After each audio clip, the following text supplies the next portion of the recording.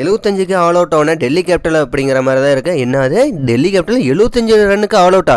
போன மேட்ச் தான் 264 அடிச்சாங்க. இந்த மேட்ச் என்ன 75 ரன்னுக்கு ஆல் அவுட்டா? கம்முனியா, நான் கூட 30 ரன்லேயே ஆல் அவுட் ஆகிடுவாங்கன்னு நினச்சேன். என்னடா சொல்கிறேங்கிற மாதிரி இருக்கு. பவர் பிளேவிலேயே 13 ரன்னுக்கு 6 விக்கெட் விட்டுட்டாங்க. என்னது 6 விக்கெட்டா? ஓ மை காட் அப்படிங்கிற மாதிரி இருக்கு. ஆமாங்க, இன்னைக்கு சூப்பராக போட்டாங்க RCB bowling. Bhuvneshwar Kumar first ஓவரில் 1 விக்கெட்டு, ஏசில் விட்டு 2வது ஓவரில் 2 விக்கெட், 3வது ஓவர் வீசி புவனேஸ்வர் குமார் அதில் ஒரு 2 விக்கெட் எடுத்துட்டாரு. அடுத்து 4வது ஓவர் மறுபடியும் ஏசில் விட்டு போட்டார், அதில் ஒரு விக்கெட்டு.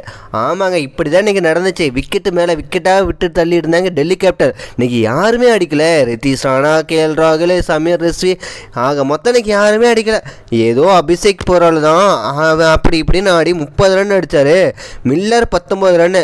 ஆக மொத்தம் இன்றைக்கி டெல்லி கேபிட்டல் கூட வச்சிட்டாங்க அப்படிங்கிற மாதிரி தான் இருக்குது. என்னடா திடீர்னு ஆர்சிபி இப்படி பண்ணுறாங்க, பவர் பிளேயில் 6 விக்கெட் எடுத்துட்டாங்க அப்படிங்கிற மாதிரி தான் இருக்குது. இன்றைக்கி சும்மா சொல்லக்கூடாது, ஃபீல்டிங்கும் சரி பவுலிங்கும் சரி செம்ம அட்ராக்ஷனாக இருந்துச்சு.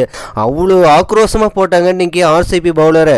ஆமாங்க, 16 ஓவர் வரைக்கும் தாக்கு பிடிச்சாங்கன்னே தெரியல அப்படிங்கிற மாதிரி தான் இருந்துச்சு. ஆனால் அபிஷேக் போரால் மட்டும் இல்லைன்னு வச்சுக்க, இன்றைக்கி கதல் கந்தல் தான். 35 ரன்லேயே அவுட் அவுட் ஆகிருப்பாங்க. அது மாதிரி தான் விளையாண்டுட்டு இருந்தாங்க.